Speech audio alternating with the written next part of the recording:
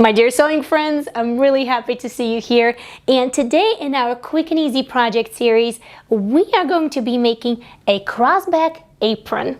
I made two versions of the same apron. One is for the kitchen and the other one is artist's smock. So you can definitely make one for yourself or perhaps one as a gift. Either way, it's a useful thing to protect your clothing from unnecessary stains. This is also a really great project for beginners because in this video I'll be guiding you step by step through all of the techniques that I use and the reason behind those. So without any further ado, let's go ahead and jump into it. Now to get started, we will of course need some fabric, and for any kitchen related project I personally like to have three types of fabrics. I either go for medium weight cotton, for medium weight linen, or a combination of both, so a medium weight cotton linen blend. All will be woven, and that's what I have here, a really nice mid-weight cotton linen. My fabric is already washed and prepared for the project, so I'm going to give it a quick press before we start.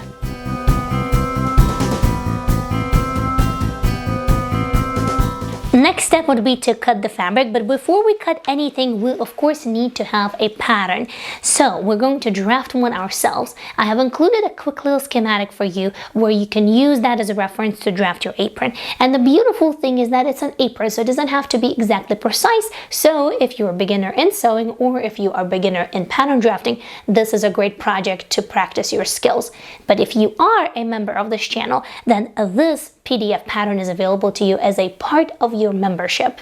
So dear members of the channel, thank you so much for all of your support. I truly appreciate it, and definitely check out your members perks. Now I also wanted to mention that whenever I was working on this project, I really wanted to make it more zero waste, or at least take it in that direction to make it quite fabric efficient and use up any of the offcuts of the project in the project itself. So it's not quite zero waste, but it's close to that. So whenever you're done either drafting your pattern or putting your PDF pattern together, this is what you're going to have. Currently we're looking at it sideways. So this is the front, this is the top, this is the hem, and this is the back. The front is cut on a fold, and if we turn it this way, you will see that between the front and the back there's a little bit of space. This is actually going to be the pocket. As I mentioned, this part is going to be cut on the fold, and whether you're drafting a pattern or if you're using a template, in both cases seam and hem allowances are already included. Now to cut out the pattern, first we're going to cut all around the black lines. And just as a note, this is a one size pattern and it should fit most people, but as you know, we're all different. So in case if you want to make this pattern bigger, then I would slice right here and then spread it. And if you want to make this pattern longer, then just simply add more length to the bottom hem.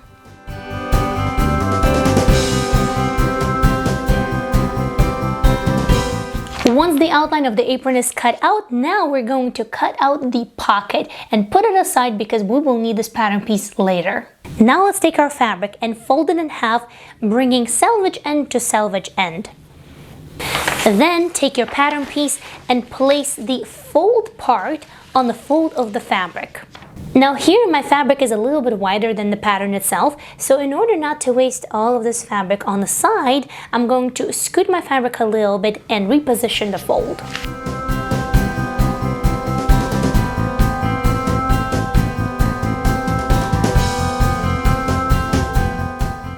Alright, much better. Now we can either pin it or place a couple of weights so the pattern doesn't move and cut it out.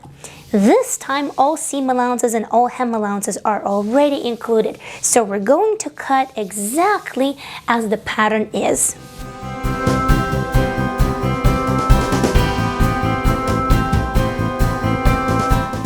Once you're done cutting out this part, gently fold it and put it aside.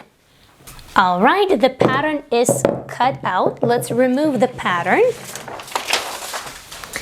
Place your apron like so and open up the fold.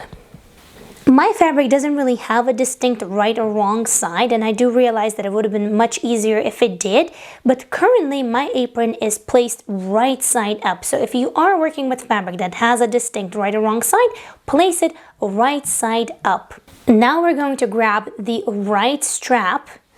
We're going to fold it over like this and bring it over to the left strap of the front pattern piece. Place it like so and pin it. We're going to do the same with the left back strap. We're going to take it and bring it over to the right strap of the front. Again, place it together and pin it. To double check yourself in the back, you're going to end up with this crisscross. At the sewing machine, we're going to sew both of these straps with a straight stitch with 1/2 inch seam allowance, starting and ending with a back stitch. Now take the straps, this is the front and this is the back. Let's go ahead and place it like so. The seam allowance that belongs to the back, we're going to trim in half. Now we're going to take the larger seam allowance, fold over it and finger press it, and then fold it to the back. If you give the sandwich a good press, it's going to be easier to sew, and we're going to stitch right here on the very edge with a straight stitch, once again starting and ending with a back stitch. Once done, we're going to repeat exactly the same steps on the other one. Alright, both of my straps are done, and now we're going to hem the entire apron, and we're going to start on the bottom. My fabric is once again right side up, and the hem depth and technique is going to be exactly the same throughout all of the areas of the apron. So first, we're going to fold it in once towards the wrong side of the fabric, 3/8 of an inch, and then once again 3/8 of an inch. Now you can of course press it first and then head to the sewing machine, but for projects like these, I like to do it at the sewing machine right away. First, select your straight stitch, and if at all possible, adjust the width of your stitch to match 3/8 of an inch hem depth that we're working with. My fabric is folded in twice, just like we discussed before, but just at the very beginning, not the entire thing. Now, place it underneath the presser foot and do a back stitch. After this, continue stitching the hem, folding it in as you go.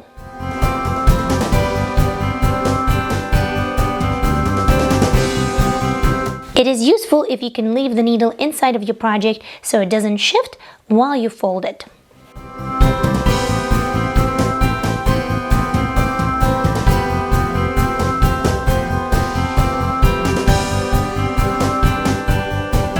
Once you're close to the bottom, go ahead, fold it in 3/8 of an inch once and 3/8 of an inch one more time, and then stitch right over this little part. Once you're at the very edge, go ahead and backstitch a little bit. Leaving the needle inside of the project, lift up the presser foot, pivot your entire project, lower the presser foot, do a little bit of backstitching once again all the way to the top. Once there, go ahead and continue stitching the entire hem as we did before.